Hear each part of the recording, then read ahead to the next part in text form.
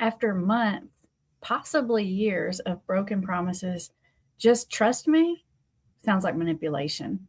So today we're going to talk about what actually rebuilds trust, and it has nothing to do with going to rehab or AA. This is for both family of people who have addictions who are maybe in early recovery, and also for the person who struggles with addiction. So this is for both sides. This video is sponsored by Soberly. A lot of you heard me talk about Soberly. We'll talk more about that later. And we'll be taking questions. So if you have questions or comments, go ahead and get those up in the chat. And if you put a question mark on it, it puts a little note in the chat that helps us to see it faster. And Bree's back there moderating. She's going to be looking for us.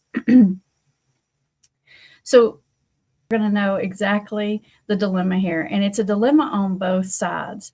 The family member feels like they've heard it all before. They can't trust you. You can say whatever, but you can apologize. You can say it's never going to happen again, but because they've heard it before, they just don't believe it. And so they're having a hard time trusting. But there's also a trust issue on the other side for the person who's struggled with addiction. They feel criticized and they feel controlled, and they feel like no matter what they say, you're not going to believe them. And yeah, there's some good reasons for that. And there's good reasons for both feelings on both sides.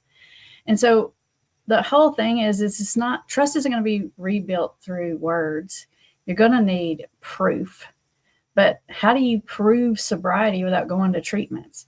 And how do family members stop being the drug and alcohol police?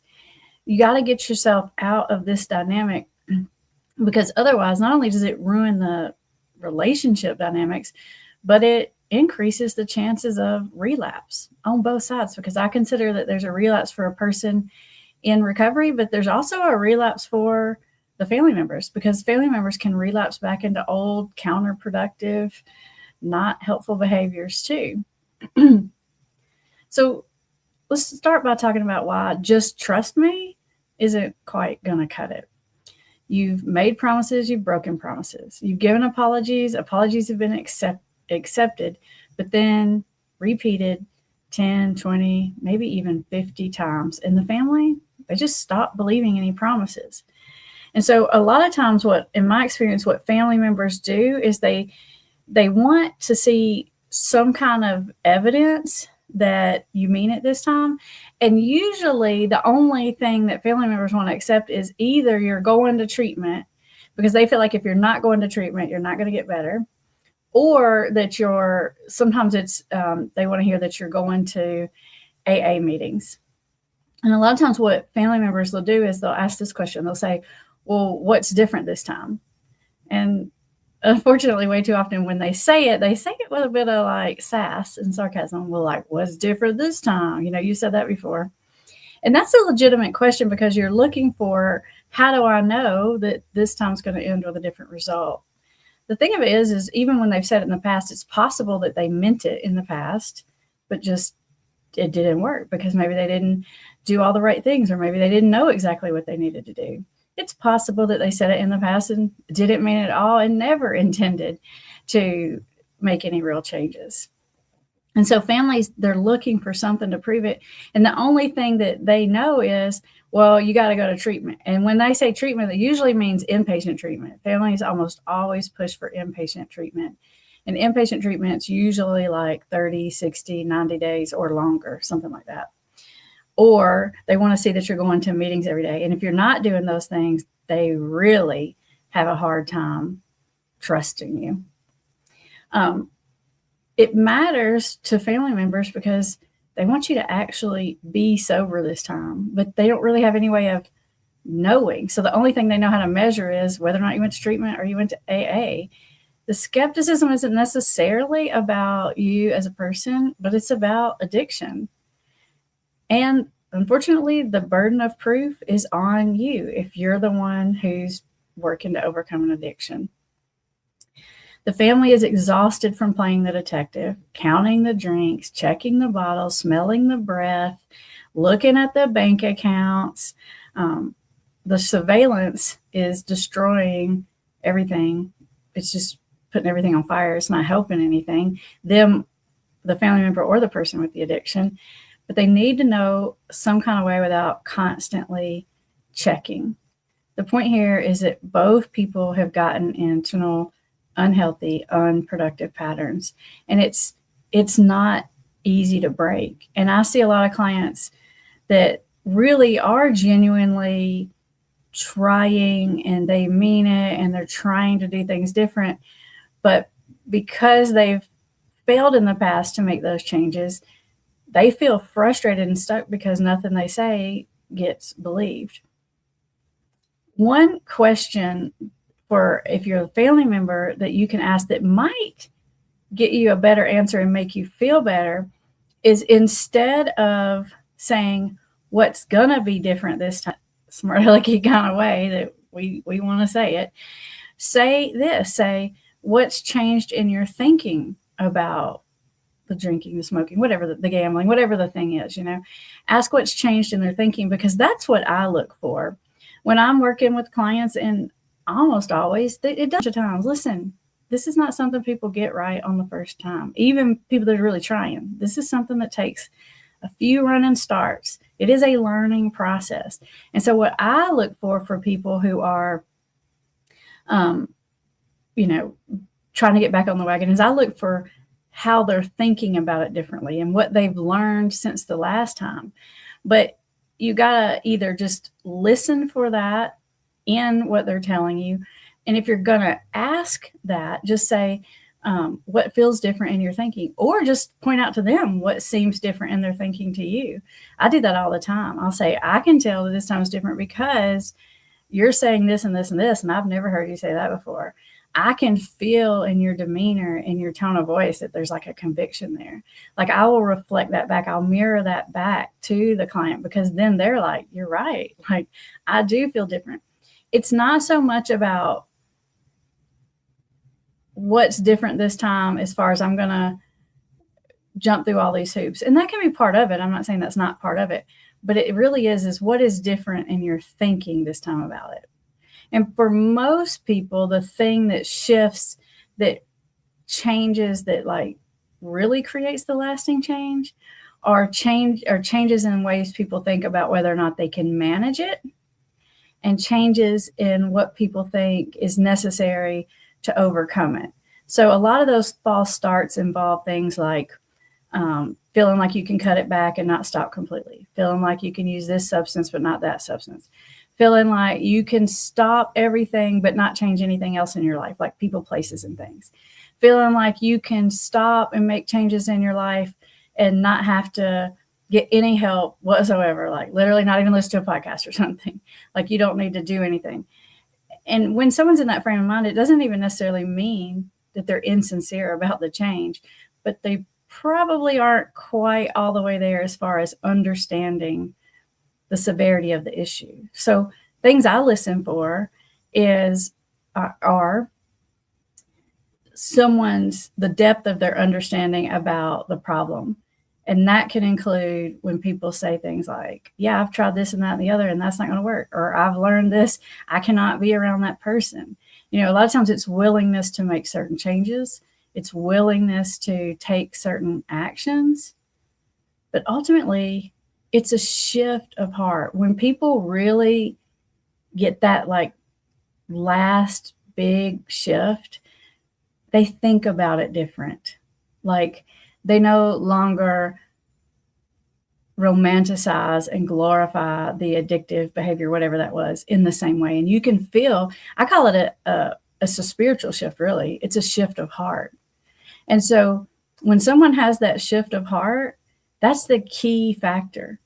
And even if they don't go to rehab, even if they don't get help, like the family member sometimes wants them to get help or to that level, when they have that shift of heart, it's pretty serious. And when someone decides that they don't want to be that person anymore, they'll figure out a way to make it work.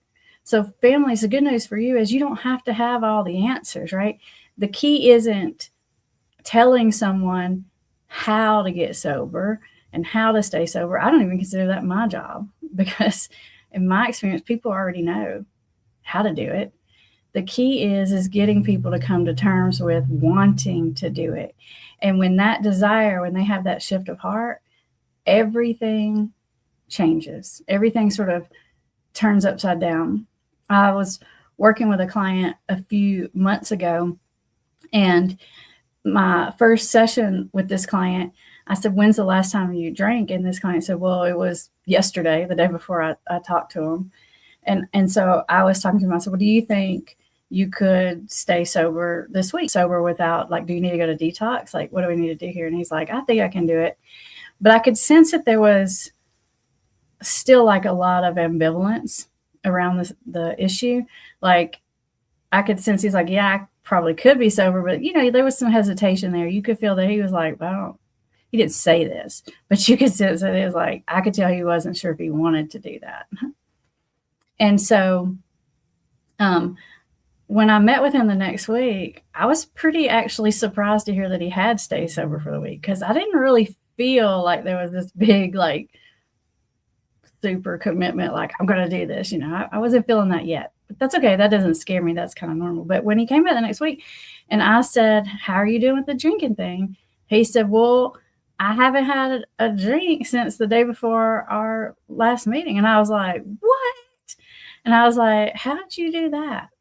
And he said that after we had talked, I think it was like one of his kids' birthdays or something like. No, it was a grandkid's birthday, and he was the day after our meeting, and so he and his wife were going to go for the grandkid's birthday. All the things, and the whole family was there, and he didn't drink for that because he had promised his wife he wasn't going to drink for that, and he just had a whole different experience. He said, "It was so great. I had such a great time. I really enjoyed myself, and I could tell that my kids were responding to me differently. Like, I could feel that they were so much lighter and less tense around me. And I really want that. I don't want my family to feel uptight. I don't want special occasions to feel like everyone's walking on eggshells and everyone's already mad at each other because there's been fights leading up to it about whether or not I was going to drink or not, and whether or not I could be around the grandkids." And so once he had that experience, he came back to that next session, and there was just a shift of heart, right? Like, he was like, "Yeah, I don't want that stuff anymore. I want," he was a guy that was about the retirement age. He was about to retire, and he was like, "You know what? I don't want to spend this part of my life, which should be a really good part of my life, living that kind of crazy, chaotic way that I was," which was a lot of fighting with his wife, a lot of sneaking and hiding, and like cat and mouse sort of situation, and a ton of resentment going back and forth. And then his kids could feel that resentment. So family get-togethers were always just uncomfortable. Like, sometimes some of the kids wouldn't even come, and sometimes they would come, but then him and the wife would be fighting the whole time. And he just suddenly, from going to that grandkid's birthday party, he just saw the whole situation differently, and he saw what things could be.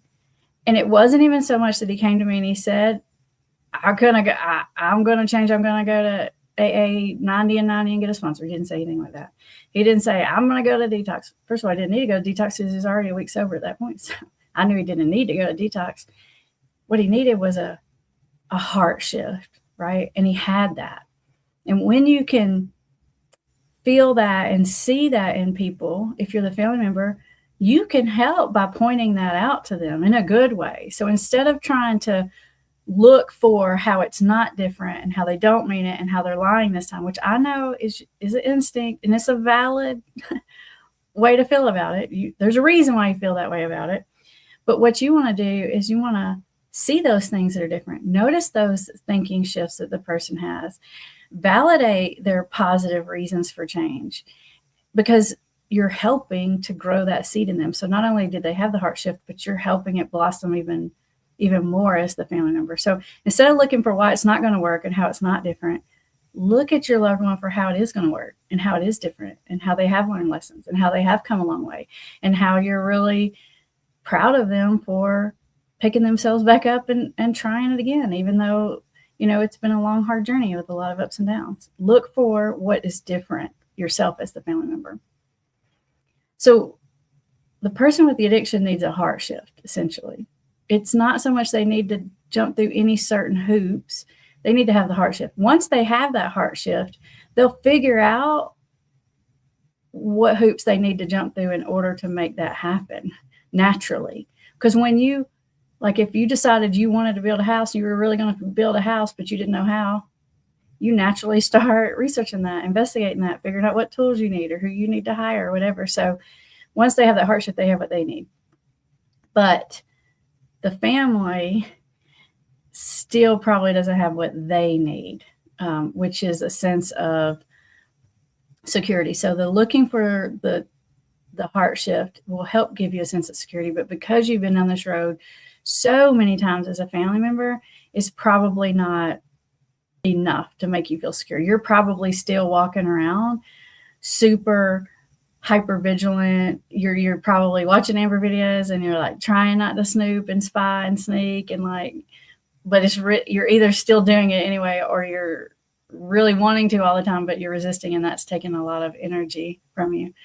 So when the person with the addiction can take some action steps, when they can verbalize what's different with their thinking, when they can verbalize how the problem has affected not just themselves, but the people around them, that gives the family, that goes a long way for helping the family feel secure about it.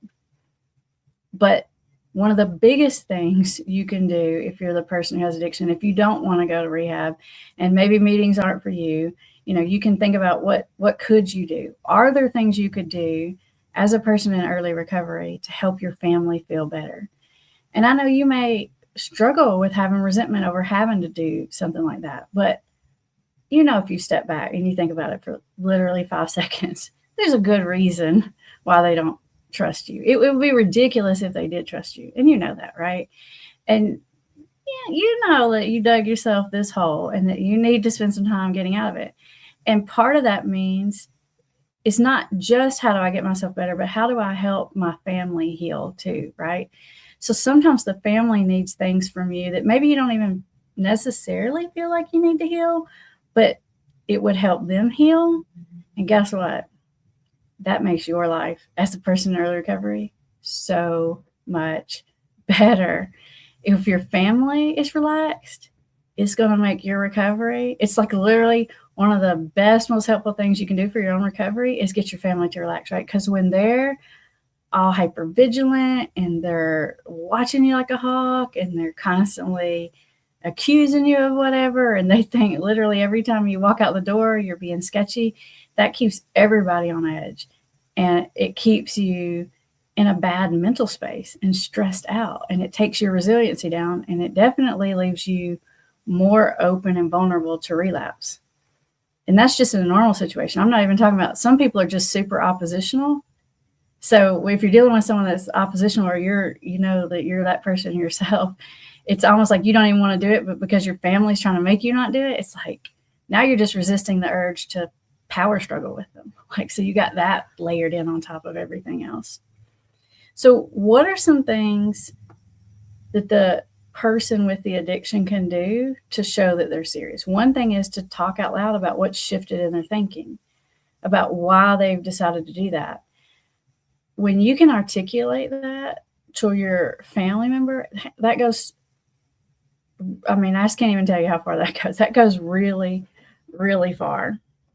Or you can say, I know I've tried this in the past and I meant it in the past, but I know I was trying not to give up that one friend. And when you can express insight, I guess that's the word, when you can express that insight that you have to your family, it just helps so much.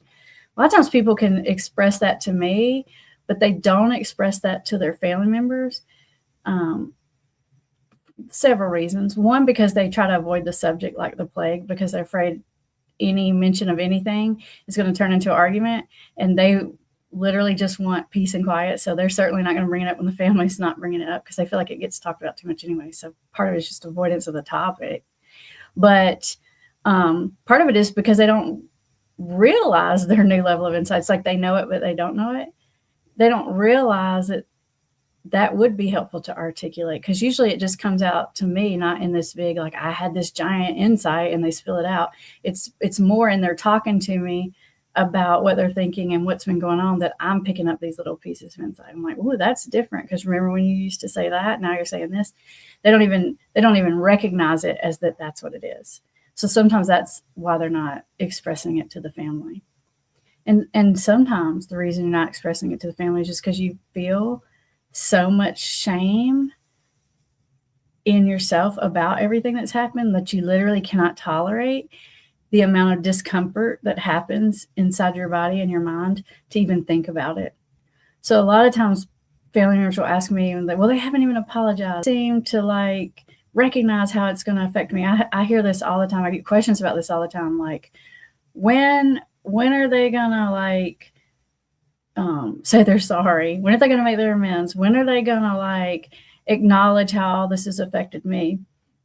And I say to them, I say, well, I hear that they're not doing that, but it doesn't necessarily mean that they don't know that or that they don't feel that. It could mean that. You can usually tell that by other behaviors. But if you see someone that's actively trying to change, there's some recognition on some level of that. It's possible that they're just not saying it because they can't think about things you've done that you feel so embarrassed about or so horrible about. Like, you'll literally do anything just to not even think about it, let alone talk about it, right? A lot of times that's the way it is for people in early recovery. So rebuilding trust, expressing the insight, right? Being willing to do something different this time. And maybe that is getting some kind of help. Maybe that's going to recovery coaching. Maybe that is getting a sponsor. Maybe that is going over to talk to your cousin Jeffrey, who's been in recovery for 10 years and you know that they're insightful. So if you can express a will to do something different to your family, that goes a long way to build trust. Another thing you can do is set up systems for accountability. Now, one of the things that people who are in the early stages of change, they'll say things like, well, you can drug test me anytime you want to, or you can breathalyze me anytime you want to. And they're saying that to the family member to say, hey, I'm serious. Like, go ahead, spot check me. I'm good. Like, and they mean it when they say it. Sometimes they're saying it as a bluff, like, and you can tell by the tone of their voice how they're meaning it. You know, if they say, fine then, drug test me anytime you want to, it's probably a bluff, right? And hey, drug test me, breathalyze me, or whatever. It's not that that's a bad idea, but it keeps the family in that policing role, which keeps things a little bit on edge. Like used to, before I knew about SoberLink, before I started using SoberLink in my practice, we would have, if it was alcohol in the trust, and the spouse, the non-drinking spouse would breathalyze the person like once a day, usually like when they got home from work or something like that. And at the time, it was like the best solution that we had, but it definitely had its problems. And the problems are this: when you're trying to do that yourself, when you're trying to be, the family member's trying to be the accountability person, it keeps you stuck in that cat and mouse kind of dynamic. And it feels very uncomfortable on both sides every single time, right? Because the family member feels super uncomfortable about having to ask you, and you as the person feel super uncomfortable about having to do it because it makes you feel like a child or a prisoner, or at minimum, it just brings up all those really uncomfortable feelings that you're trying to avoid. And so it's just uncomfortable. And so what happens, because it's so uncomfortable, is that it'll happen for like a week or two, and then it'll just start to slide away because both people don't like it. Neither person likes it. And so you just stop doing it because it's uncomfortable. But then that causes a problem. What causes two problems? One problem is when you stop doing it, after a while, it leaves rooms for the sneaky thoughts to come back in for the person that has addiction, right? So they weren't even thinking about drinking or using or whatever it was, but now that you're not doing it, it leaves the opportunity for it to happen open. And even in people who are really trying, that's hard to resist because they're like, well, they're not going to test me. And then if they're having a bad day, if their willpower's down, if something bad happened at work, it leaves room, it leaves a crack for addiction to get back in. So that's one thing. But even more problematic than that, is what will happen is the family member will stop doing the drug testing or the alcohol breathalyzing or whatever it is that they were doing for the accountability. And then, one day, some days or weeks down the road, something will happen that the family member sees as sketchy. And then they'll want to re-implement the monitoring system, like the breathalyzing or the drug test or whatever. And that does not go well, because when that happens, then it's an accusation and they're going to start a fight. So it's like you're supposed to be breathalyzing your partner every day or whatever when they get home from work. You do that for 2 weeks. It's fine. It's uncomfortable, but it's consistent and it's fine. If you don't do it for a month and then one day they come home 15 minutes late, or they seem kind of funny or they seem different, and then you ask them to take a breathalyzer, you can imagine it's going to start a fight, because they know when you're asking them that time, it's because you're thinking something. And that's why it feels like an accusation, as opposed to when you're just doing it every day. It's not accusation. It's just part of the routine and part of what we're doing. So if you're going to do that kind of thing at home, first of all, both people have to be in agreement that that's what's happening. And it's happening for two reasons. One is for accountability to help the person stay sober. And two, maybe most importantly, that is about rebuilding trust in the family. So that's as much about what the family needs as what the person needs. It's both. Because sometimes I have people who are seriously done with it. Like, I can tell they've had that heart shift and they're done, and they don't feel like they need to be tested. And my guess is they probably don't, because when they're done, they're done. But I'm like, but your family might need it. Your wife might need it. Your dad might need it, and that's still a good reason to do it for them. It's just hard when the family member is the one that has to say, will you pee in this cup? Will you breathe into this machine? Will you show me your bank account so I can see where you've been spending your money? Whatever that accountability measure is.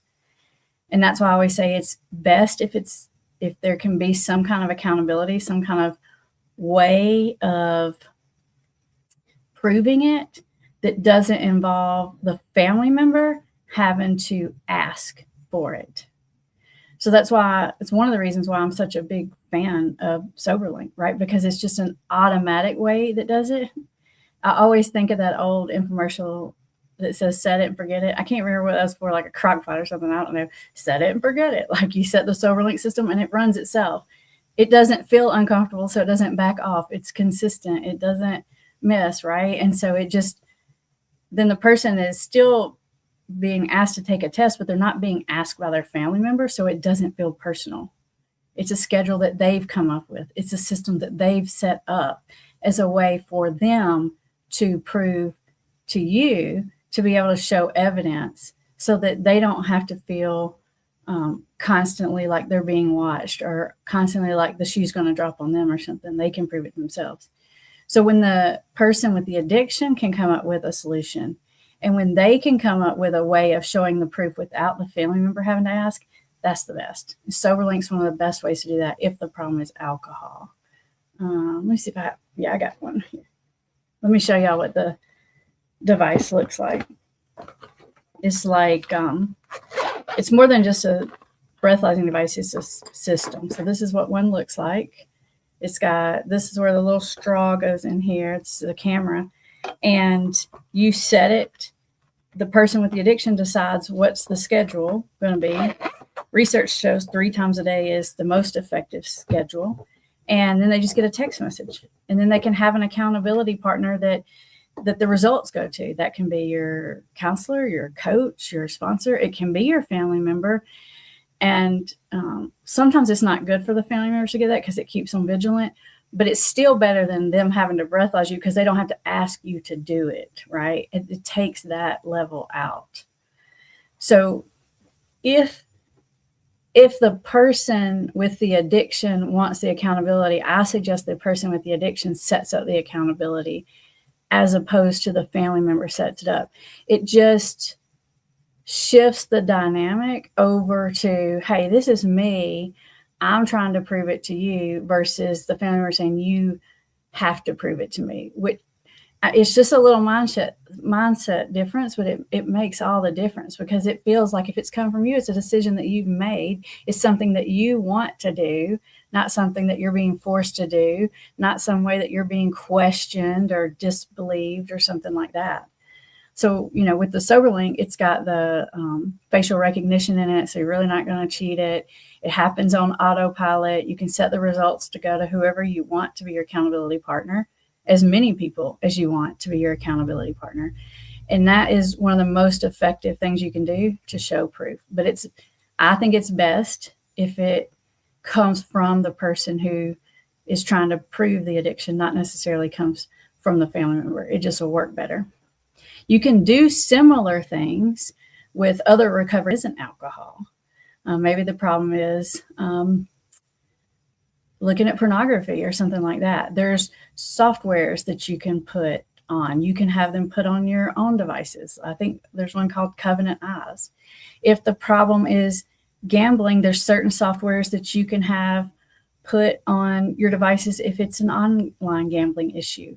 If it's an in-person issue, you can have yourself excluded. There's ways you can set up accountability for yourself as the person who has an addiction. You can, if it's drugs, you can sign up for recovery monitoring system that randomly draws you every now and then to have to go in and get a drug test. The point here is that it works best if it's coming from the person who is trying to get sober.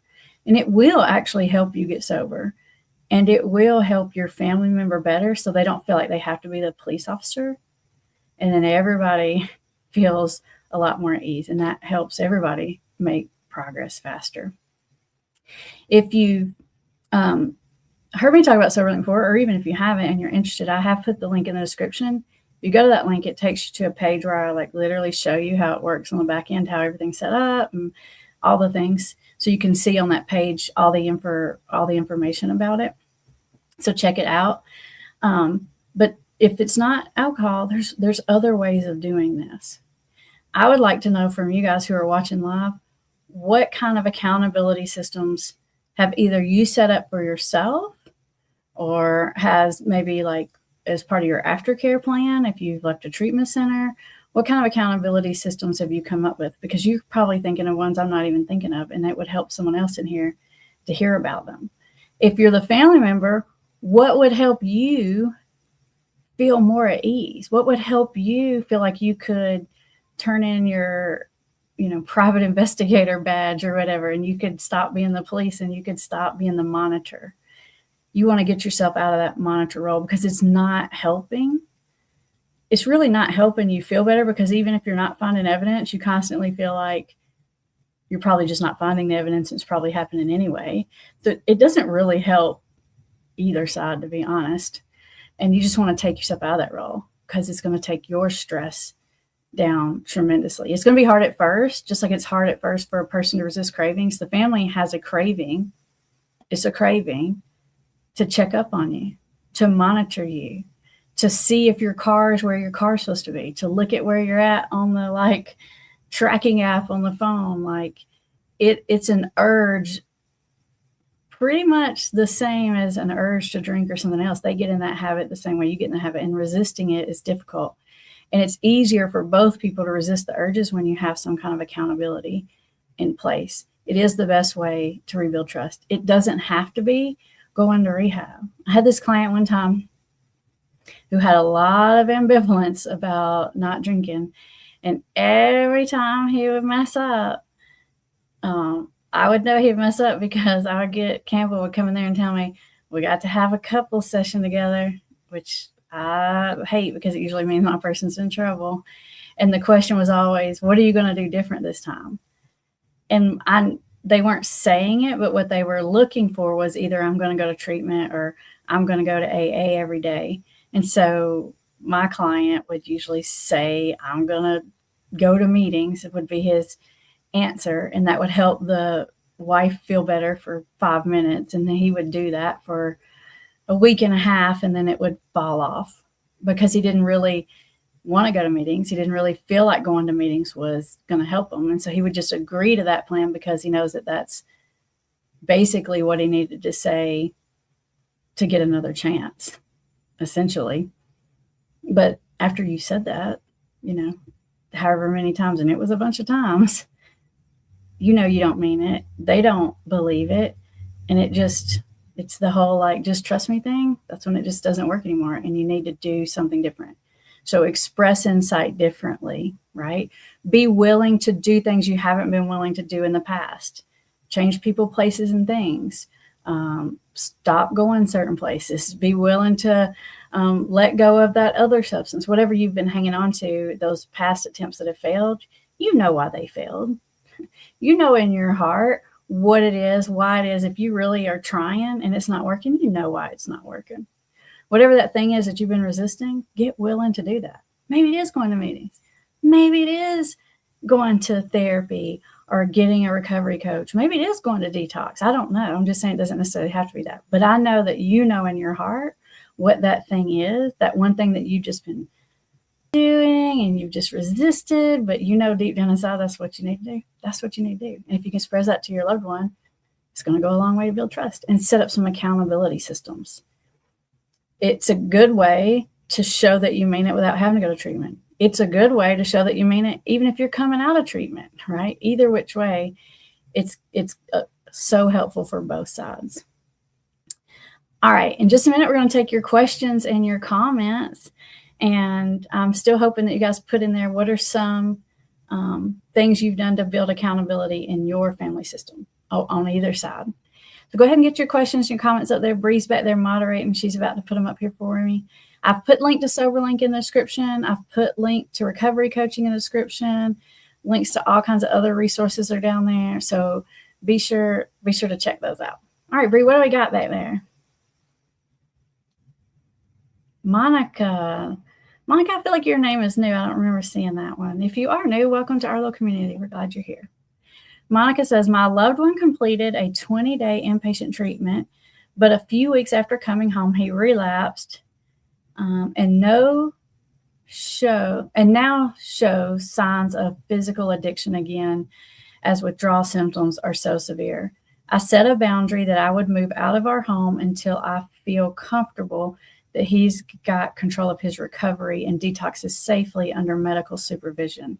It's been 3 weeks since I moved out, and each time I visit, he thinks I'm staying for good and then gets upset all over again.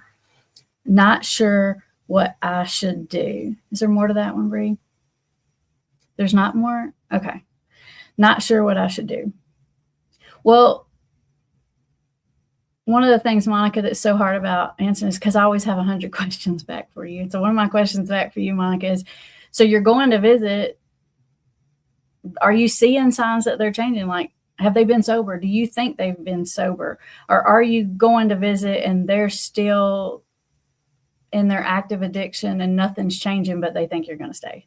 Can you answer me that? Pop that in the chat and we'll look for your answer to that, because I can respond better if I know that piece. Like, is it like they're doing good, but you just need longer? Or is it they're not even making any shifts? Hey, thank you for the super chat, Margaret. I really appreciate that. Thank you so much. That goes a long way to help. All those super chats and donations, they go to helping produce all this content. And it's kind of expensive to produce this content, believe it or not. I actually have a whole team, video editors and all kinds of stuff. So I really appreciate that. Thank you. Elizabeth says, we got him out of jail on November 16th. He started using pretty soon after he returned home. In order to keep all safe, we put him in an extended stay hotel. So much lack of trust using his inheritance. How can we build trust with us from his new location at the hotel? So that's a good question. But the first thought that I'm having, Elizabeth, is I don't like the setup. That's not really answering your question, but immediately in my mind, him to be at an extended stay hotel. So even for people who are really trying, being alone, and this isn't me telling you let them in the house, Elizabeth. I'm just explaining this to you. But being alone, even for people who are really trying, isn't good.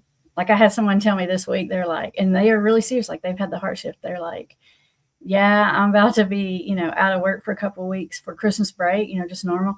And they're like, and normally this is when I would really be, off to the races, because I would have these days off and my spouse wouldn't. And so this person was like, so he was purposely planning on how to not be alone. And this is someone who's really like serious about trying, didn't feel like they could be alone. So if this person is in a relapse and they're in an extended stay hotel and you haven't said anything, I haven't seen anything yet, Elizabeth, that makes me think he's even saying he's sober or saying he's going to try to be sober.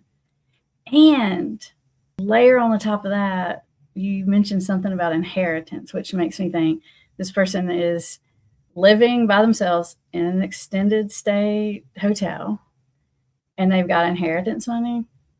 That's a bad setup. So I'm not even, I mean, of course it's possible that they could be being sober, but not likely. So I wouldn't focus so much on how can we rebuild trust, but I would go back to, you need to go back to looking at some of the earlier things, which is how do we motivate someone to make a change? We're not in a trust building position here. I don't think we're in an active recovery position here. I don't think, because I'm not hearing that. So I think you need to back up, and you're asking the wrong question. You need to go back to, like, how do I get someone out of denial? How do I, like, invisible intervention kind of stuff. Elizabeth says, this is Elizabeth, she says, we had contact when he came home that he signed, a contract when he came home that he signed, but unfortunately it did not make a difference. Our expectations, if he continued using, was to move him out. Okay. Elizabeth, and I have a video, I can't remember what it's called from way back, but we don't usually advise contracts because they don't work. And families want to do this. And sometimes treatment centers even recommend this, like for aftercare, part of people's aftercare, they'll say, they'll help the families and the person come up with a contract. But I'm not a big fan because in the family's mind, it's like, okay, it makes it somehow serious and formal and like legitimatized. But if you're dealing with addiction, addiction breaks every rule. If you think signing a contract is going to make one teensy bit of difference to stop addiction, it's not. What ends up happening, Elizabeth, with contracts is it ends up backing the family member into the corner, not the other person, because addiction doesn't care about your contract, but the addicted person will hold you to the letter of the law, and they'll look for the loophole in your contract, because maybe your contract says you got to pass your drug test to live here, whatever. And maybe they're passing their drug test, but you know good and darn well that they're sketchy as can be. But they're like, it says I got to pass my drug test. Like, they'll hold you to the line. So I'm just not a big fan of contracts. And if someone is really trying to change, like the contract isn't needed, and if they're not trying to change, it's not gonna do anything. So Elizabeth, what you need to do is sort of back up and think, how do I get this person to figure out what they need to do? And that could be sober living.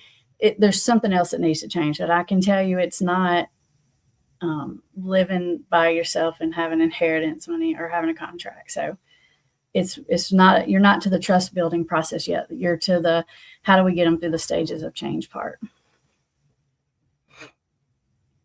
Thank you. Thank you so much for that super chat. It's Wabasim. Am I saying that right? The username? Thank you. I don't know what even currency that is, but I appreciate it. What currency is that, Wasif?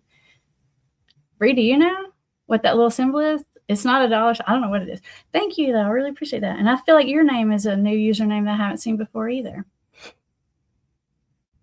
All right, Monica is back. This is my second live stream, BTW, but watch your videos. Hey, welcome to your second live stream.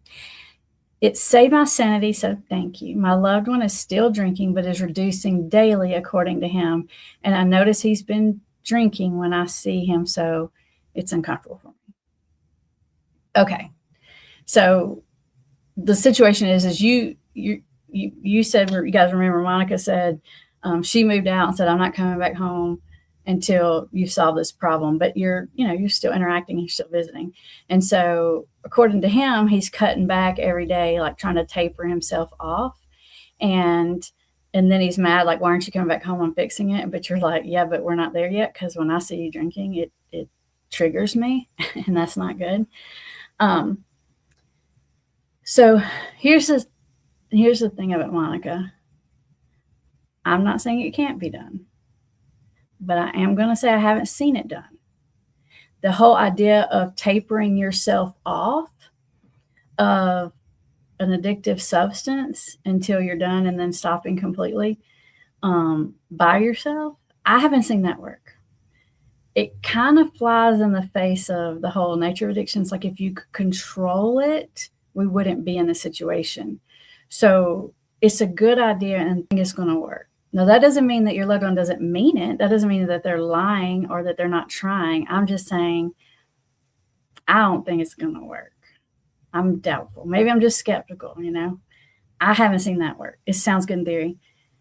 I've seen it work under medical supervision, like sometimes with medication-assisted treatment. But the whole idea of someone saying, I'm just going to drink less or smoke less or snort less or whatever it is, a little less every day until I'm off, like that's a lot of willpower for a lot of day. I just don't see it happening. So I would say to use something similar to I said to that last person is I would say, you're not even in a trust building place yet.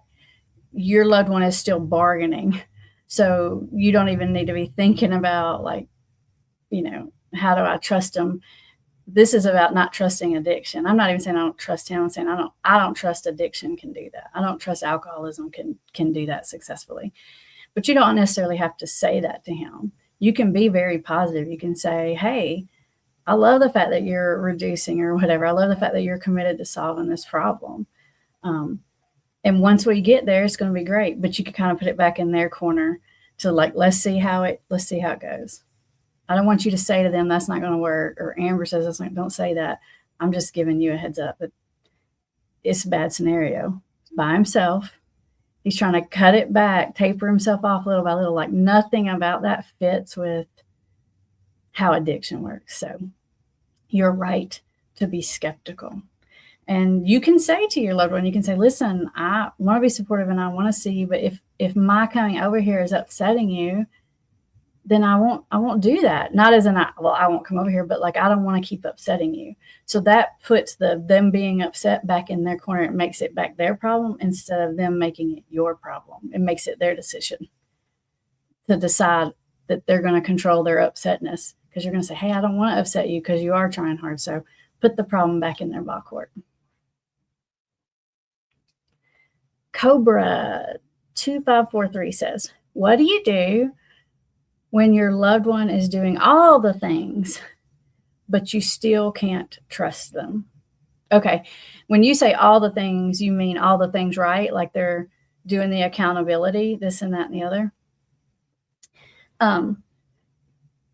What you do then is you just manage your own feelings inside, and you don't necessarily act out loud on those feelings. You just know that it's just going to take time for you to heal and that the feeling will come. So I don't know that there's something you need to necessarily do differently as far as your interaction with them or something they need to necessarily do. Like it's just a time thing, right?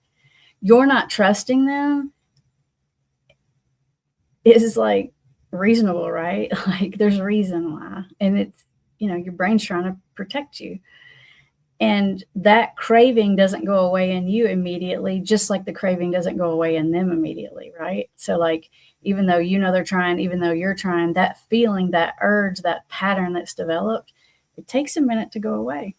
So I would say just give it time. All right, Bree says we are to the end of our time for today.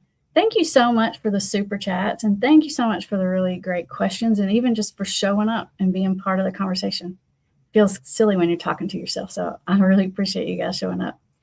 If you're watching on the playback, hey, we're glad you're here too. Tell us your story in the comments below. Tell us what you think. What accountability have you tried? What's worked and what hasn't? I read all of your comments, and if you're watching on the playback, maybe you can join us live next time. We're live every Thursday at 1 p.m. and we release other videos on Tuesday. There's resources in the description, and I'll see you guys next week. Bye, everybody.